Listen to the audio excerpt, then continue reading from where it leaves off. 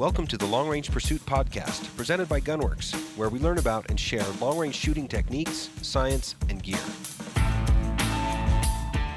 All right, let's get started. Welcome to this week's edition of Long Range Pursuit Podcast.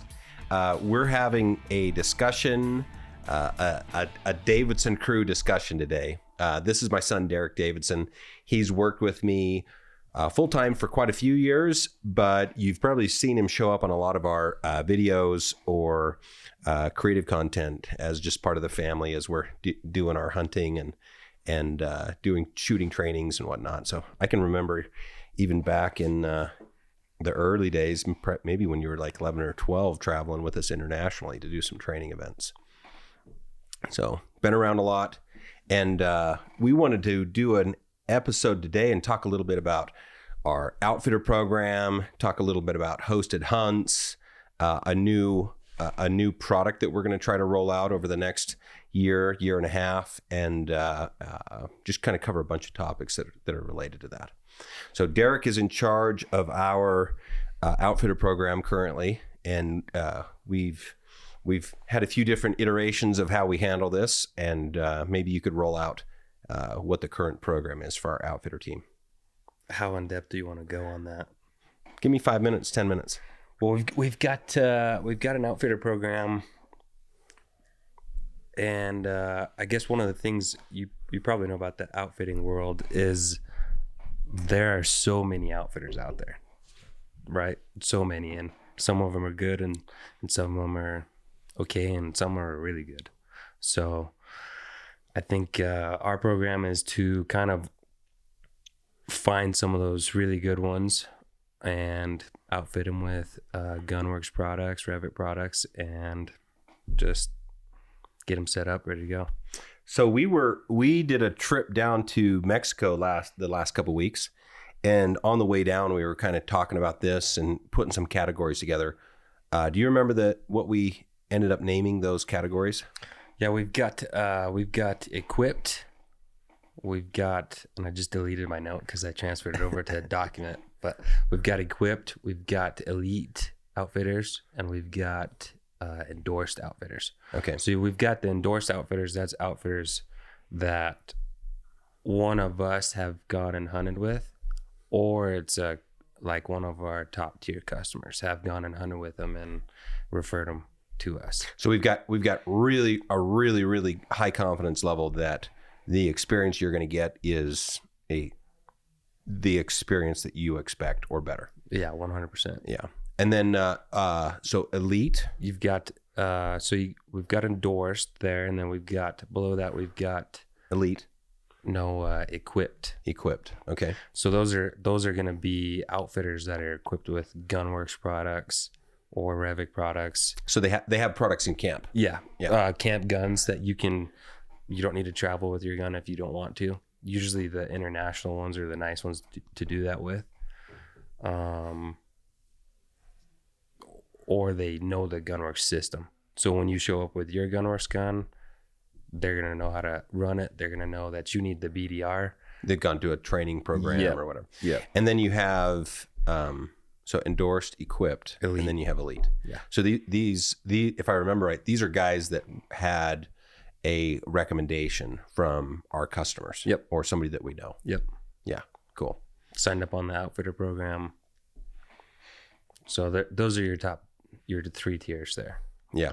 So from an outfitter perspective, so we have a guide program, and then we have an outfitter program. Maybe for any of the guide and outfitters that are out there listening, you could explain that real quick. So we've got a guide program and an outfitter program, and it's kind of, we're setting them up with a little bit better pricing just to get some guns in camp, and it kind of reflects off the work that they do. So you have an outfitter that goes out, they create a company, and they employ some guides, and they go through all the licensing and the insurance, and they've got to book people.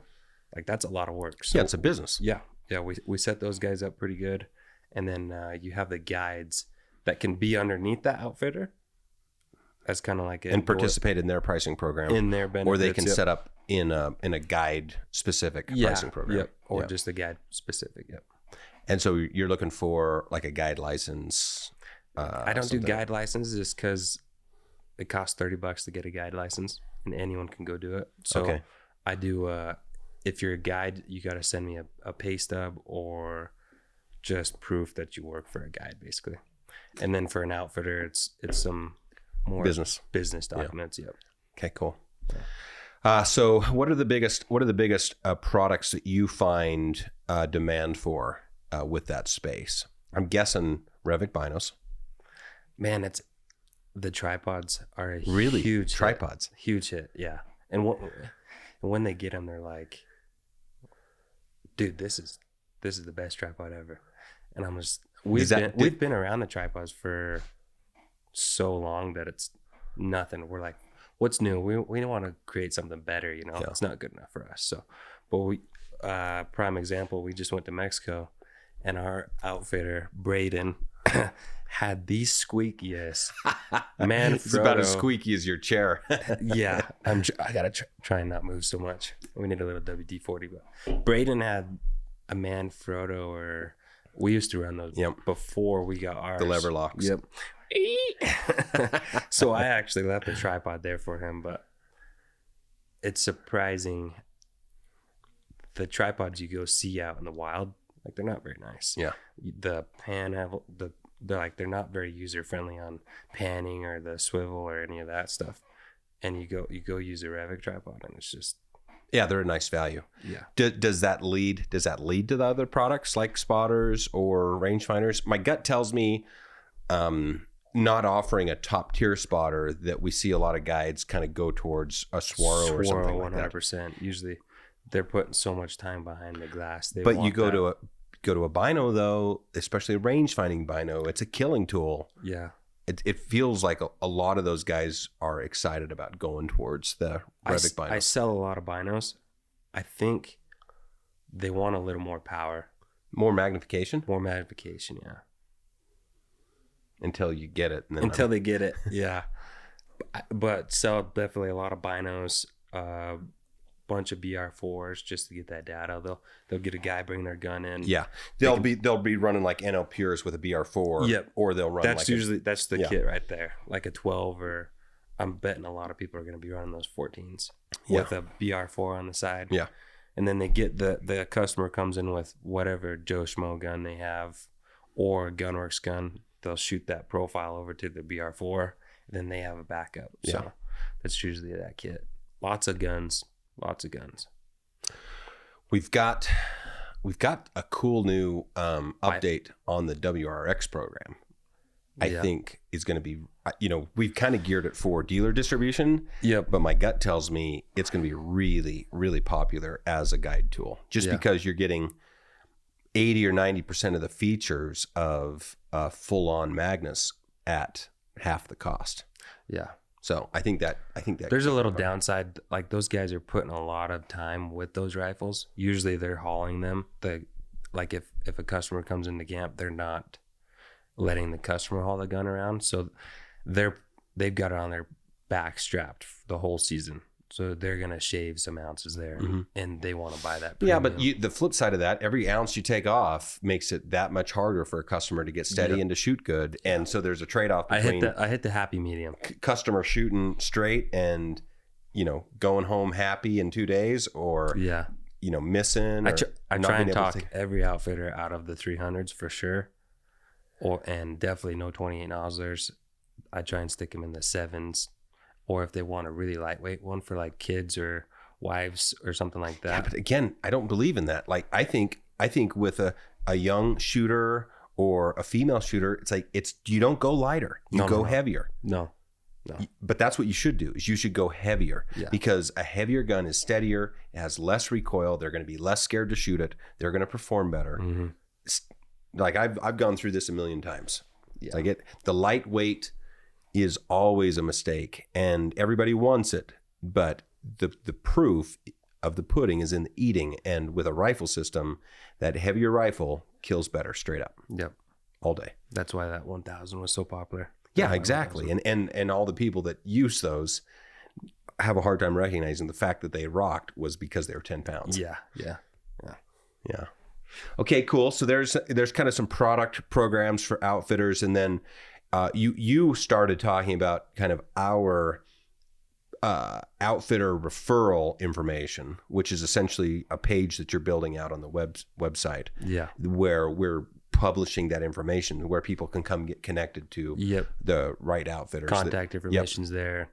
More of a social sharing or a personal experience sharing situation. Yeah, cool. I'm trying to do like a review thing on that. If we've got customers that went and hunted, some stories. They can go get some blog posts, stories. Yeah, nice. Yep. Yeah. Cool. Very cool. And maybe we could challenge some of our internal team to do that as well on some of the hunts they do.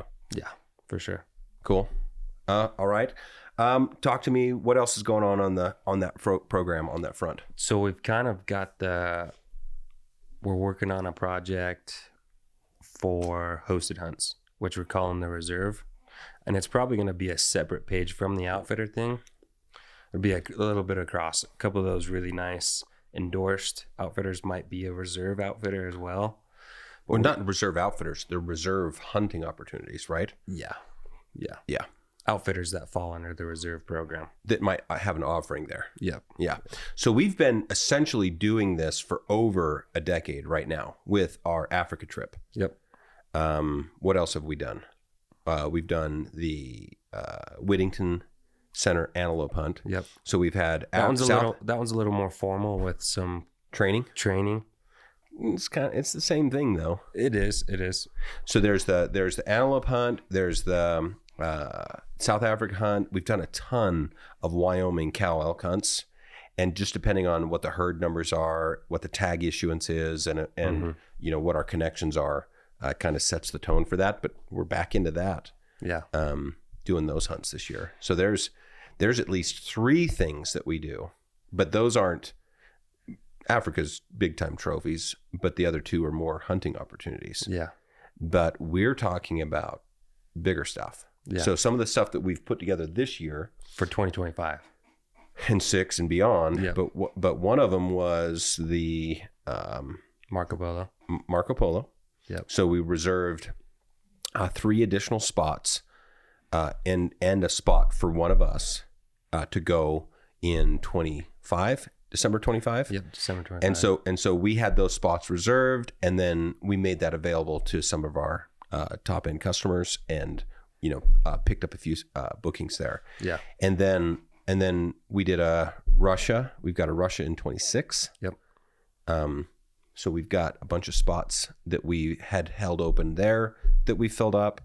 It feels like our inventory isn't very good because we don't have openings for 25. And my thought on the reserve was that we would go ahead several years, secure spots, and hold them. And usually prime spots. Good hunting times. But then hold them, because a lot of guys can't make a commitment 3-4 years in advance. Right. But the year before, they can take a hard look at it. Yeah. Months before they can take a hard look at it. Yep. So that to me is where that concept of reserve comes from, is picking up the spots, getting them anchored, and then making those available when the timing's right for our customers. Yeah. Yep. What are some other ideas that you've had for reserve? We've got a lot of great connections down in New Zealand. Yeah. I've got a couple guys working on it. Trip in New Zealand for 25 for July. We were just talking about an open house to roll out some new products next year, and the concept came up of, well, what do you do in April or May here in Wyoming? And I'm thinking, I know a great spot to go kill some giant black bears in April here. May. Where at? It's 50 miles that way. I kind of wonder if we shouldn't get a relationship thing going there and put together maybe more of an annual. You'll have to tell me about that. That is the best place to hunt. 50 miles? Spot and stock bears in the lower 48, man. Are you talking about Montana? Yeah. Yeah, no, that would be fun. Take a few customers up there. Yeah, you could How probably many times have you done that hunt? 5 maybe. Between you and Mike? Yeah. 5. Yeah. And you guys kill big bears every time. Mike does. Mike bigger than mine. I killed a really, really nice black bear there. I remember Elias killed a giant. Yeah, and Aaron killed a big one, and Mike's killed a big one. I've killed a big one. Yeah. I have not shot I've shot one black bear in North Carolina. It was not even close. Not a peanut bear, huh? It was a peanut bear. Yeah. Oh, not one that was eating peanuts. Yeah. No, I got that. Yeah. No, that'd be fun. There's a lot of hunting trips that I've done, and maybe that's where the idea for this outfitter program really starts to generate is, booking a hunt and investing the time and then getting totally screwed. And I think everybody's probably had that experience, but the concept is, how do we help our customers avoid that? Because our guys are all interested in, the being efficient with their time and finding success, and having a good time. Yeah, exactly. Yeah. Cool. Very cool. Well, what you need to get to work, not just on the website stuff, but we need to get that inventory up on some referrals and some hunts to go do together with customers. Mm-hmm. I think, one of the things that maybe you could talk about a little bit, and you've done a bunch of this the last couple of years, is share a little bit about what you would do on one of these hunts, for example, to South Africa. What role do you take on organizing that group and ensuring that trip goes off without a hitch? Yeah, so I'm gonna choose some dates with Carl. Carl's the John X guy, good friend. So we're gonna choose some dates, and then I'll send an email out. We'll get a couple interested guys, and from there I'll take care of all of the introductions to. If you're taking a gun, we got to get some permits done, so we'll do the permits, and it's just a little bit of paperwork, but it is paperwork. Yeah, it takes some time. And if you don't know what you're doing, then man, it'd be pretty rough. So we've used at least I've used 3 different people in South Africa to help us expedite and facilitate the permitting. The permits, yep. And I do believe that service has a lot of value. We've used a couple different services that escort you from the airport, yep, that help you with your layover and manage that whole aspect. I think that actually has value as well.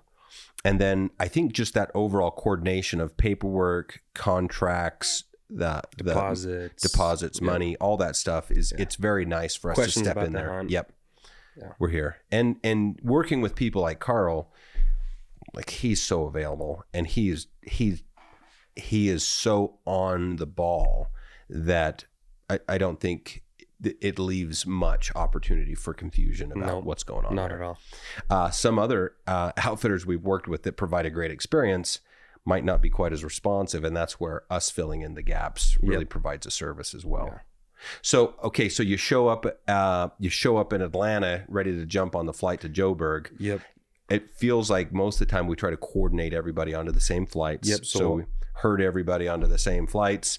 Everybody gets down to Joburg at the same time. We get off the flights. We help everybody through the airport with our knowledge and our expediters. We could probably do it ourselves, but man, it's worth having those guys there. Yeah, just in case. I've done it before by myself with customers. Mm-hmm. That's baller. No, it's not that bad. When a customer screws up a permit, that's when you want the guys. That's there. when you want the guys there. They 100%. Know how to negotiate. Well, we had that happen on the Coal trip last year. I can't remember what was wrong with the permit, but 10-15 minutes, it was sorted, done. Everyone's on their way. So I actually did that trip once where I filled out the permit at the oh yeah, you can do place. It. Yep. Yeah. But it's a little risky. Yeah. And I don't think they like doing it. No, I don't think so either. And they charge accordingly. So that's a pretty good example of facilitating through. We get to our place where we stay, a really nice place off-site, and wake up in the morning, breakfast, back to the airport, take that last hop over to Port Elizabeth. And then there's our team from John X that kind of takes us the rest of the way. Yeah. So that would be a good example.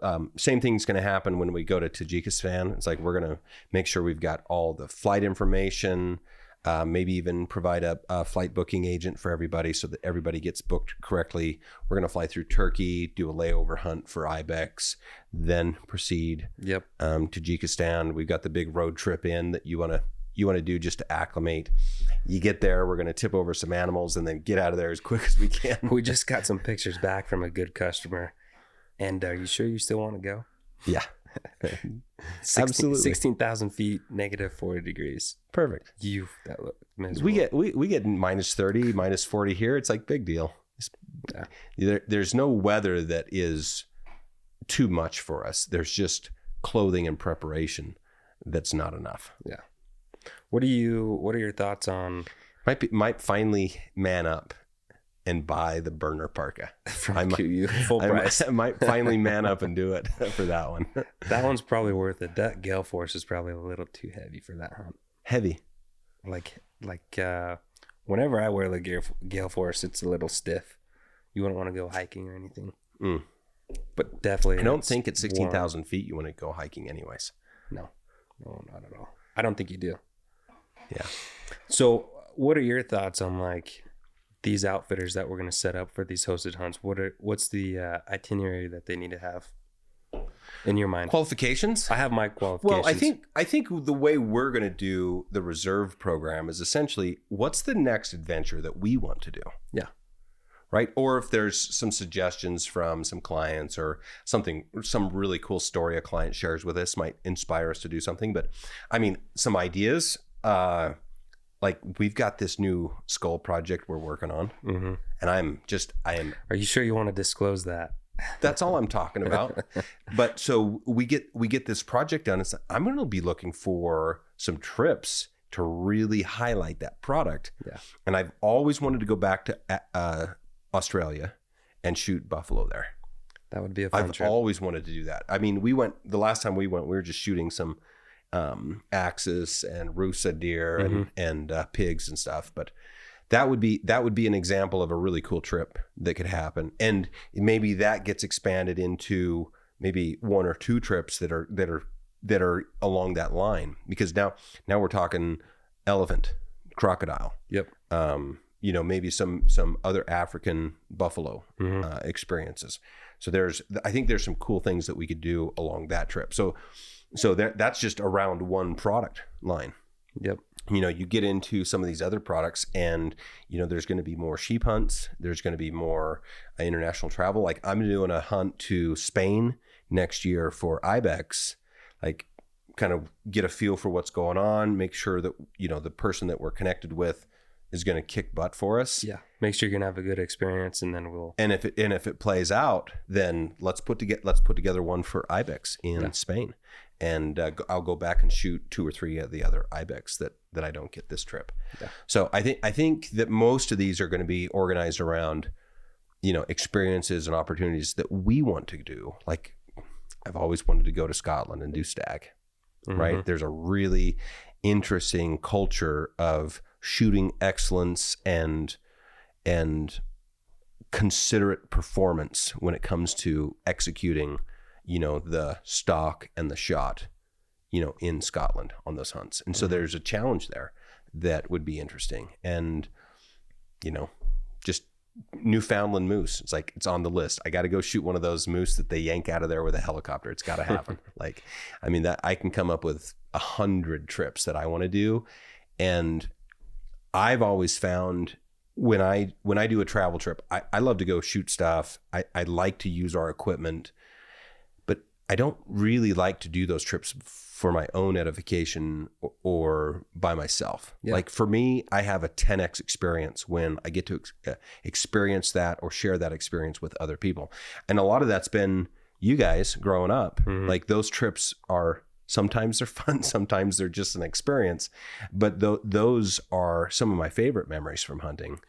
Some of these trips with clients and customers, it's like you get the right crew together, you have a lot of fun. Like it really is a lot of fun. Oh yeah. Africa would be when you go to Africa, how many animals do you shoot? Usually. It depends. Usually. Lately. Like the last 4 or 5 trips, it's been 1 or 2 or 3. And the rest subtract that cold trip out of there. Yeah. The rest of it is spending time with other people that maybe haven't been before, or have a specific agenda or purpose for going. Yeah. And it's so much fun still. Yeah. Well, I'm going back to Africa in March, and I got to find someone to come with me, or else Carl's going to make me shoot stuff. I want to go just to have fun. I've got a really good group. Well, you've got a full camp. You're saying you want I need a hunting partner, a buddy in the truck. Yeah. Yeah. So you got Australia, you got Scotland. Give me like 3 more. What's on the list? Well, and so we talked Spain, right? I think Spain is a really perfect example of the type of hunt. I think that Montana bear hunt would be an awesome one. I think there's some Eastern European stuff like that. They have this elevated stand hunt for brown bears that we need to do a little more research on and see, just get a feel for that experience. Like, what's it look like? What's the success rates? Because I want to go over where people get to shoot stuff. I don't want to trip where you're not killing. What's that saying that you like saying? If you want to go for a hike, go for a hike. Yeah. Right? Yeah, exactly. I want to go kill stuff. Yeah.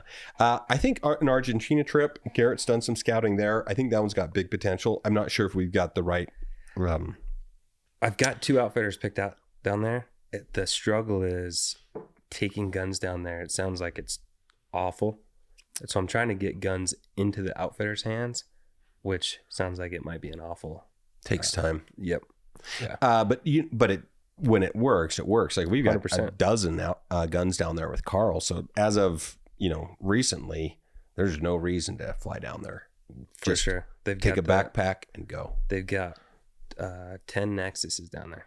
And I think that's where the equipped outfitter category really, really shines, is when there's international travel involved. For sure. To be able to show up in camp, know there's a Gunwerks, right? And to be able to just shoot it, check it, and then go hunting and not have to deal with the paperwork, not have to deal with the travel and the risk of loss and all that stuff. Yeah. Big time stress reliever. You ever traveled and shot like an outfitter rifle that's not a Gunwerks rifle? Yes, I have. Let me see if I can remember when that was. While you're remembering, I'll share a story of one of our endorsed outfitters, Joseph Graham, is telling me about a story last year. They went sheep hunting in Mexico, and they didn't want to take a gun to Mexico. That's probably about as risky as it gets. And they showed up to camp, and they take these guns, and they went and shot some groups with them. And I remember the phone call, like right after they're shooting. He's like, dude, these guns are shooting like 3 5-foot groups. I'm just like, 3 feet groups? 3 to 5 foot groups.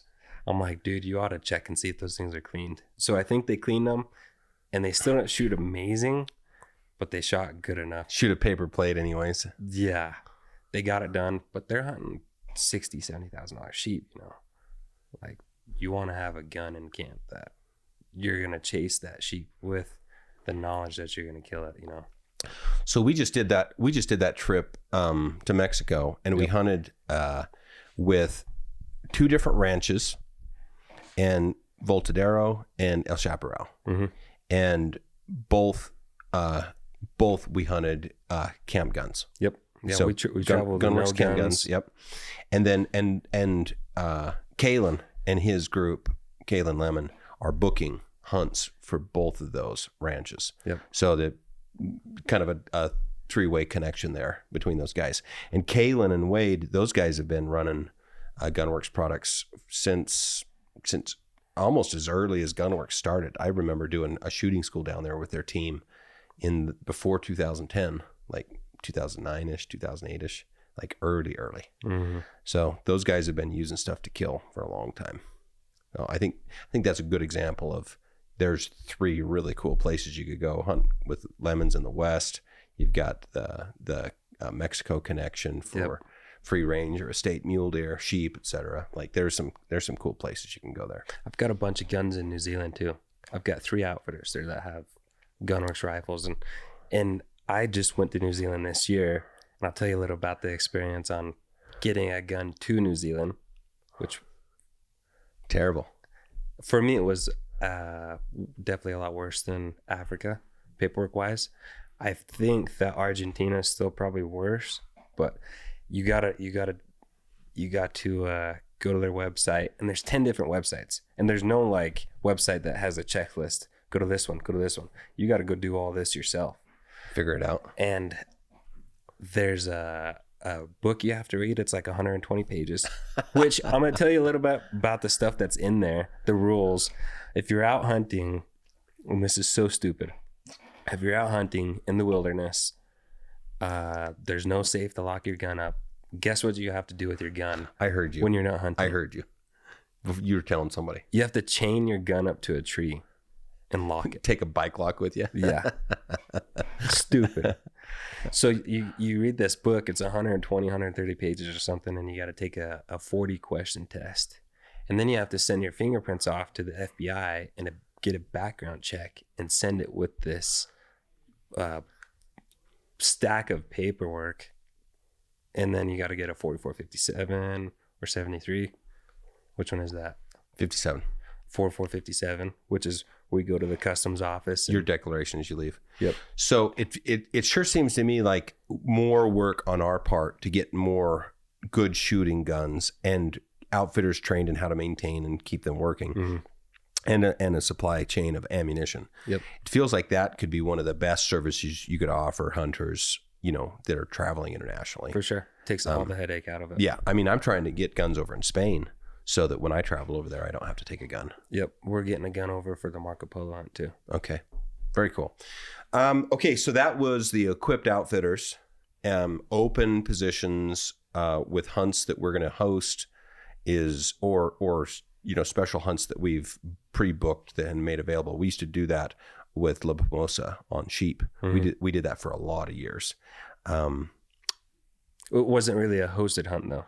Correct, but we were reserving the hunts at a certain rate. Gotcha. Yeah. And then actually being able to make those available for a competitive rate. Yeah. So on the Marco Polo, we got the dates reserved, sent the money, and we kind of locked in that pricing. Yeah. And we held that pricing. We had to send a lot of money to the outfitter to lock in that pricing.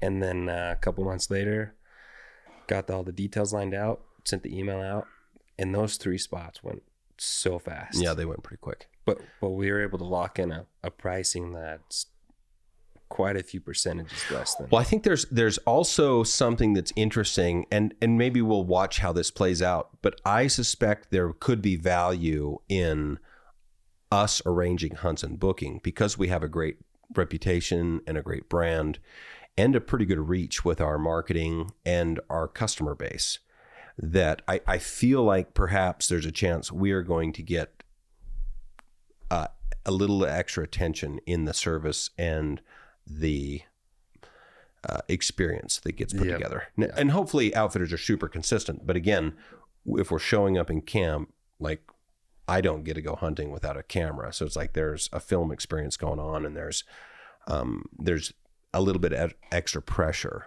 for the outfitter to perform. Yeah. Because it's very public. Yep. Yeah. So could be some value in that as well. Okay. So when are you going to have the websites up with the different levels of outfitters and with the reserve program? Man, that's a great question. When are we launching the website? We're doing the ERP system cutover next week after Christmas. So those guys will be scrambling on website stuff for a week or two after that. Yeah, I bet they're getting a bunch of kinks worked out, and then it's show season.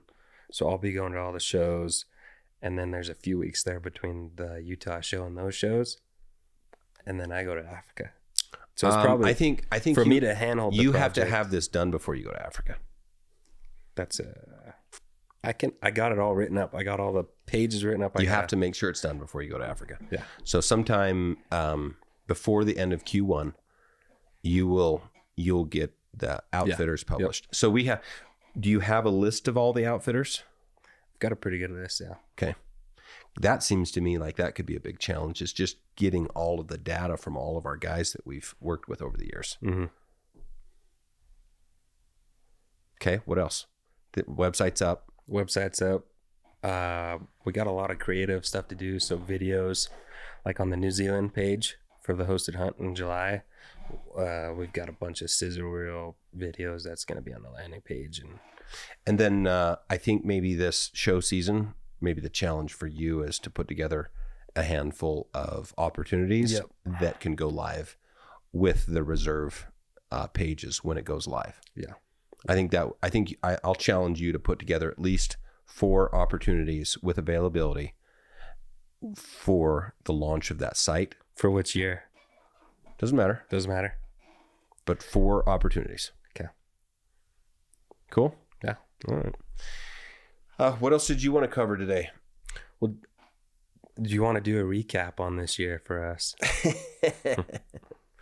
As far as talking about some of the outfitters Probably that we've not. met and worked with, Just the hunting experiences. And you know what? I really found it interesting this last couple of weeks hunting in Mexico, and the perspective of the tools that these different outfitters use to be successful, and the contrast, but just between those 2 outfits.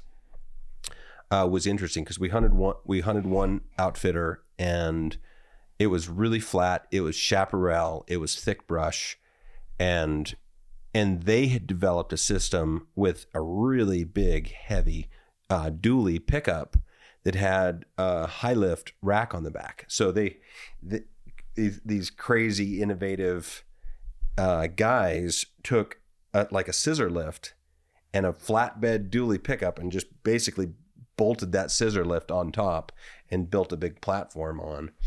And it took your effectiveness from... Well, I thought it was like, this is a little overkill and a little janky, you know, maybe.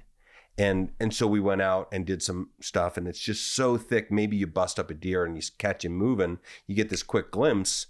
Like, you're not going to get your rifle out and shoot him. Like, it's just too fast. Yeah. It's not going to happen. You can only see 50. But what we found, those deer would move into the thick stuff and just stop. Mm-hmm.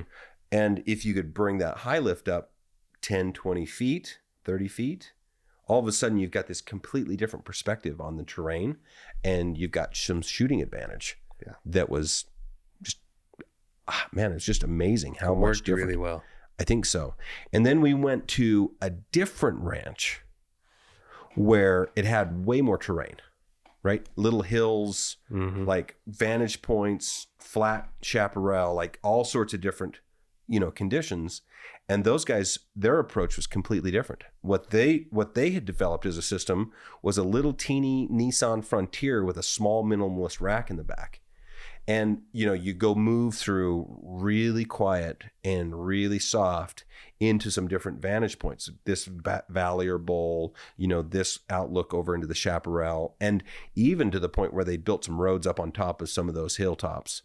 You'd drive up on top of there and you'd get out and you'd glass or you'd look from the top. So you had all these different vantage points, and it was almost like a combination of the traditional high rack hunt with like a Western spot and stock. Yeah. And they would even do the thing, where they would put a couple spotters out. So now you have 2 or 3 people on really high vantage points that are also working with you. And so you can find movement, you could zone in on an area to hunt. And then, like I shot that big buck off of the hills. Like, we knew there was a deer in this next valley, and we busted up over the top and we seen him there, spotted him. You moved in, set up for a shot, and took him. It's a 300-yard shot. It's like not super far for us. But I think it was really interesting to see like how they had developed these systems and tools to do that. You go to South Africa, there's a very specific methodology that we see in existence with those guys. We've got the Toyota Land Cruiser, right? And you've got a rack in the back, but usually that's for gear, like handling gear. There's been a couple times you've probably sat in the back of the rack and just kind of cruised to a new spot. But what we see most often down there is that you use the Land Cruisers to access some really rugged, remote country. And then you get out and do, kind of the same thing that we do in the West. You get to a glassing point, a vantage point, and you just do a bunch of glassing. And then once you see an animal that you want to chase, or you need to get a better look at, then you use the Land Cruiser to get closer, or you just do a straight out hike at it. So that's more of a transportation tool, but they can go anywhere. And you've got this gear, like you might be gone for 2 or 3 days. You've got all the gear that you need in the back, to make it happen. You do a Western, hunt on a really cool mountain spot in Utah. You're going to use what? Ranger, right? There's your tool. Right, you got a Ranger, and you got a really big freaking spot and scope and some nice glass, and you've got all this terrain, and you got all these vantage points for glassing, and so everywhere you go, these systems for how you hunt and how the outfitters help their clients be successful have been developed, and I'm just really interested in kind of going down that experiential process of recognizing that development and appreciating what it is and how it's evolved and how it's different than maybe anywhere else. It's more efficient operations, more efficient killing. Yeah, you can tell they know what they're doing. Yeah, and I think I guess that resonates with me because I am a problem solving oriented type person where, hey, like I want to be able to shoot better. I want to be able to make this easier to shoot. I want to eliminate this, failure that the system has. So I've always been refining, okay, well, how do we make this better? How do we make this faster? How do we make this, more precise, more accurate? And, less recoil, like all these things that we've tried to develop as a tool to help people be more effective in killing. I see that in these outfitters as well with the way they innovate their systems and methods. And sometimes it's a regional thing. Sometimes it's a very specific outfitter thing.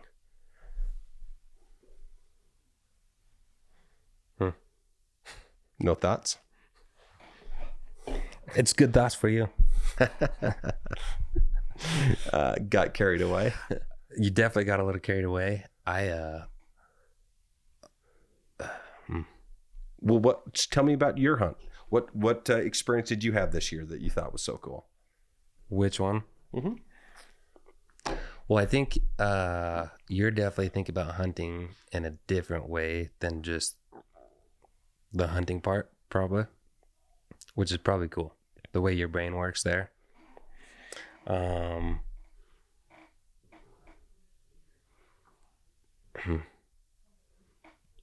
Tanzania was a little different than South Africa. For sure. A little different. Let's talk about the clinic that you have put on this year in shooting. I was kind of reflecting the last couple of days. We haven't really hunted very often together. Like maybe we did the one trip in South Africa in 2016 and maybe a local mule deer hunt or something like that. Can you think of anything else? I remember one hunts. I remember you running back because the bears almost got you hunting elk once. I'm talking about where you were shooting or where I was shooting. Okay. So I remember one elk hunt.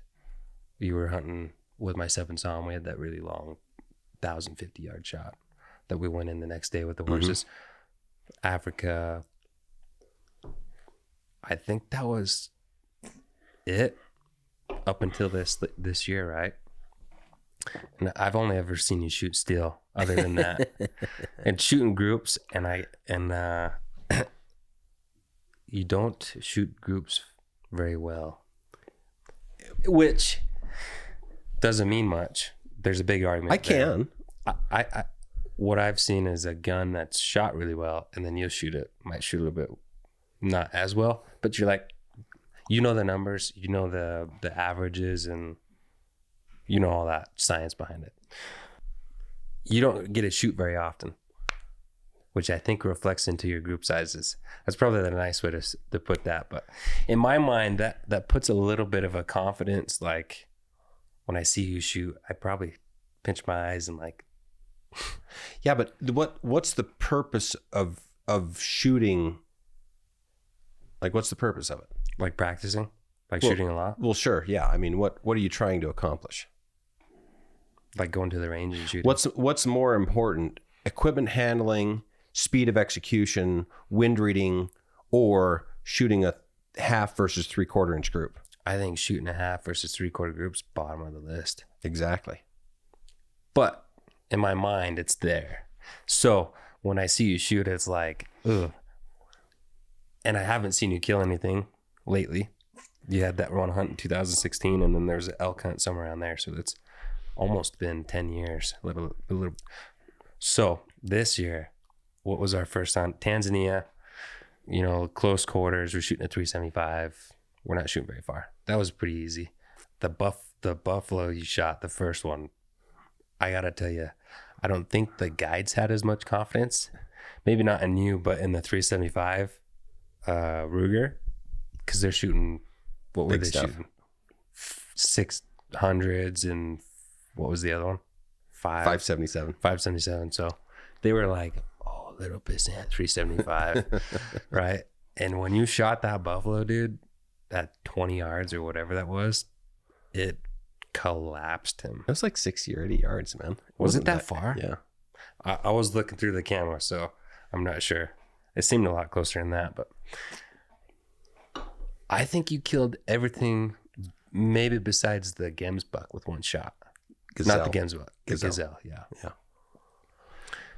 So that was pretty good. That was a confidence booster. They were all close, but and then the next hunt, what did we do? Let's see. I was in South Africa before that. You got a little, yeah. You weren't.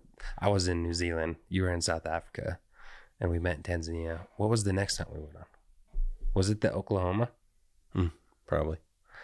So the Oklahoma hunt, you had like a 200-yard, 250-yard shot, no rest, off your knee. It's easy. It blew my mind. I'll tell you that. How come? I don't know. You just made it happen. And what did you say after you said that? And I gave you a little bit of crap, like, geez, dude, like, nice job. You're like, back in the day, way back then, mule deer hunting, man, you got to make those shots off your knee running. Yeah.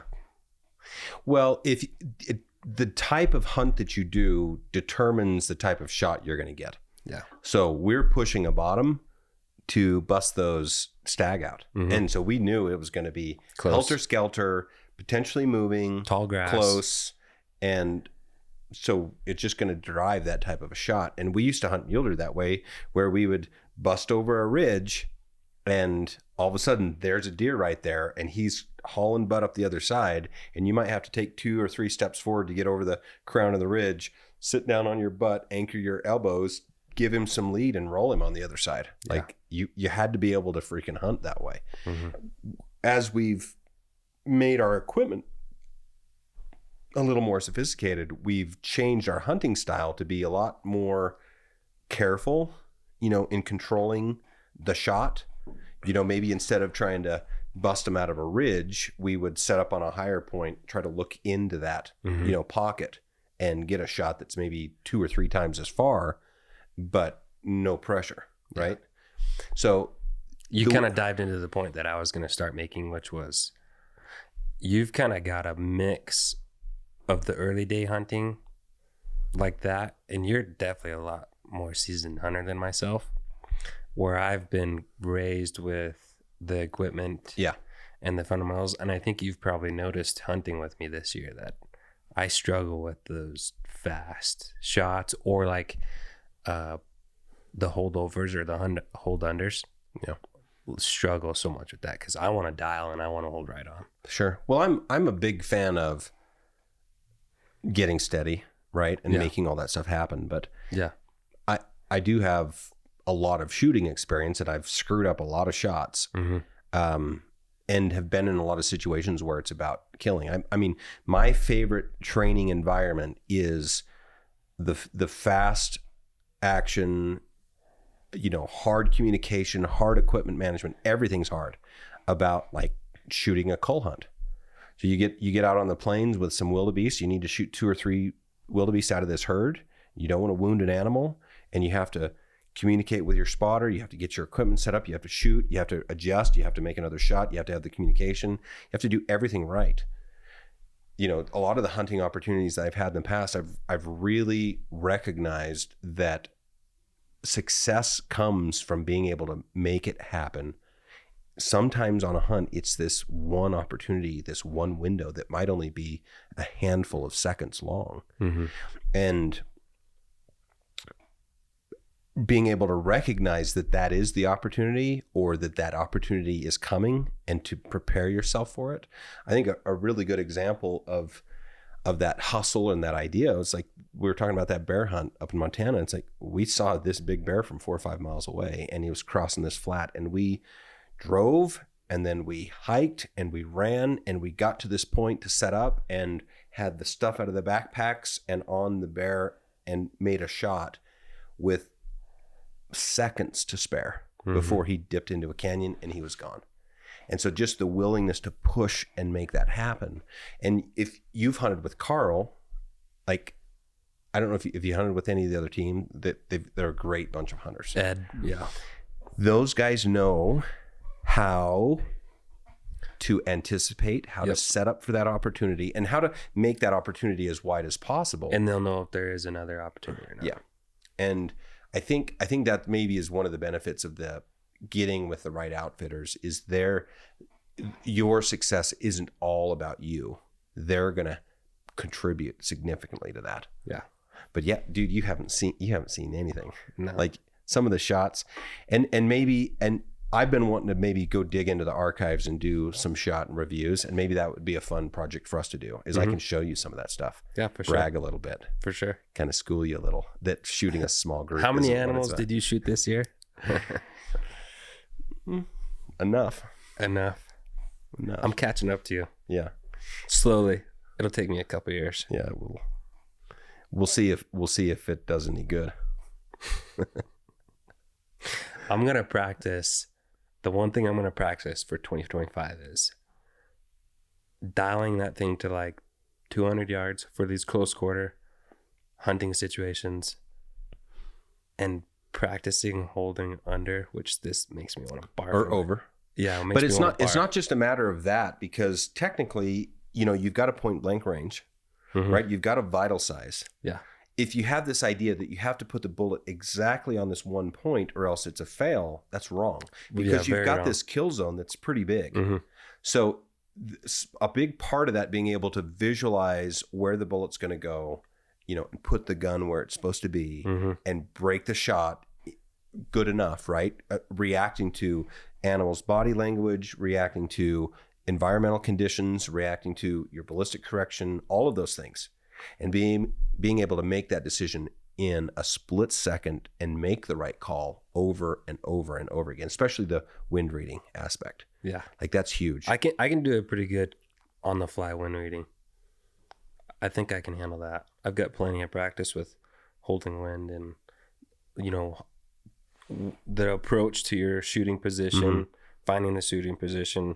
And while you're approaching, it's like, okay, which way is that wind blowing? Is it a 5 or is it a 10? And with the smart radical scope, which is what I'm usually shooting at, I've got a 5 mile an hour base wind in there. So in a split second, I can calculate, is it 1 minute or 2 minutes of wind? Yeah. Again, I think hunting with the right shooting partner that's got experience, right? That knows how to coach you a little bit, knows how you like to fail in your shooting, understands how to read wind, those kind of things, that makes sometimes the difference between success and failure. And I think that's one of the things that we need to be on the look for when we're endorsing outfitters. It isn't just, do they shoot big animals? Yeah. But do they know to help the client set up? Can they help them range? Yep. Can they help them with the wind call? Check the gun, make adjustments, Yeah. like all the things. If there's a problem with the gun when they show all up the with things camp. that you need to be successful in the field. So I think that needs to be a part of that endorsement, is what their support skills are. Yeah. I wonder if there should be a shot, like a shot rating, like for example, South Africa, those hunts are just like hunting the big West, wide open, long shot opportunities, difficult wind situations, but it's the ultimate long range training 100%. routes. Maybe the place where we just went, the 300-yard shot's a long shot. It's not quite the same, Doesn't mean it's not fun, but hunting deer is usually pretty close. Some of the sheep shots might be a little bit farther, but I think maybe something about like the hunt and it's a shot rating could be interesting. Dive in a little more. Well, for example, like I would say at South Africa, potentially your average shot is over 500 yards. So you're just giving a range of shots. Yeah, or maybe like an indication is, are you going to do a lot of long range shooting here or not? Yeah. And maybe making that a part of the information that we share. Yeah, I think it'll be on the endorsed outfitters and the elite outfitters. Like I'm going to go a little bit more in depth on, accommodations, and especially the endorsed and the reserve guys.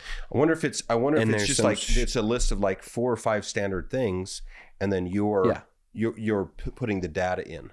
What's the meals? Are they 1 star, 3 star? What's the accommodations? You sleeping on a futon, or do you have a brand spanking new mattress, the clean sheets? Or in a tent. What's the accommodation? Yep. What's the shooting like? What's the hunting scenarios? Is it average shot distance 200, average shot distance 700? Yeah. And you go to the Marco Polo, promise you average shot distance is over 500. Yeah. They're probably throwing lead at 700 yards over there. That would be wild. There's a lot of targets there. Yeah. So I think maybe that could be something that needs incorporated as you're developing that. Yep. Information I'd want to know. Yeah. I think Shakar, the sheets that Shakar sends out is going to replicate those pretty closely, fine tune and make it a little bit better. But he does a really nice job with that, information, what to expect. Yeah, what to expect on the hiking, the accommodations. He does a really nice job. What about gear lists with some of these? Is this also something that we can provide to those outfitters as far as like shooting gear for the type of hunting they're doing, and put some recommendations together on, like, if you were going to bring a Gunwerks, what would you bring? What would you look for? What type of system would you build? And then maybe provide those to those outfitters to also share with the clients that are coming. Mm-hmm. That could be another piece that you should add. Yeah. Cool. Well, I think we covered a lot of really neat stuff about the program that we're rolling out. Maybe gave you some ideas for some more work you need to do. Perfect. Yeah, nice. What else? Anything else you want to share?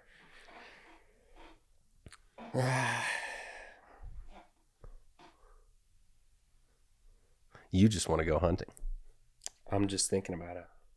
It's 2 more months before we can go hunting again. 3 for you, or 4. Yeah.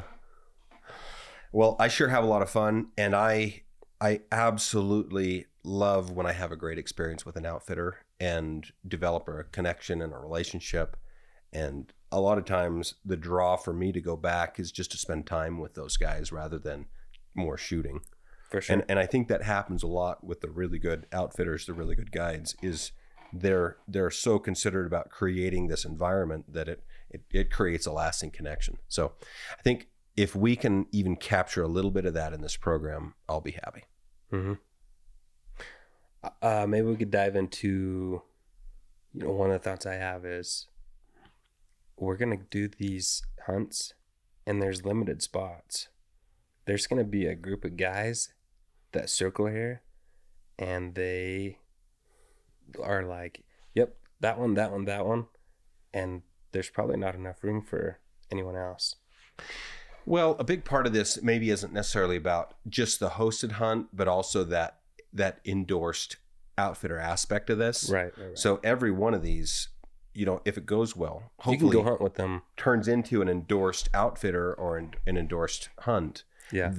That you could just go book on your own. Yeah. If you can't make it on the hosted hunt, you will be safe to go book. Yeah. And I mean, we're not trying to get in the middle of the dollars. So This isn't about us creating a revenue stream. This is just about providing a service to our customers, connecting them to the best experiences that are available. Yeah. And maybe sometimes sharing that experience with them. For sure. That's what I enjoy. Cool. Well, thanks for setting this up, and put some deadlines in place and get the freaking work done before you go hunting again. so that we can start this program off with our customers and start getting them connected, because all the hunts are going to get booked in Q1 next year. So let's get to work. Yeah. All right. Thanks, buddy. If you like what you're hearing here, please take a second and give us a 5-star rating and a positive review on iTunes or on your favorite podcast app. We appreciate your feedback and suggestions for topics you'd like discussed or questions you want answered on the podcast. You can reach out on Facebook or Instagram, or send us an email to podcast@gunwerks.com. Also, be sure and check out our full offering of long-range gear at gunwerks.com. Use promo code LRP for free shipping on any order.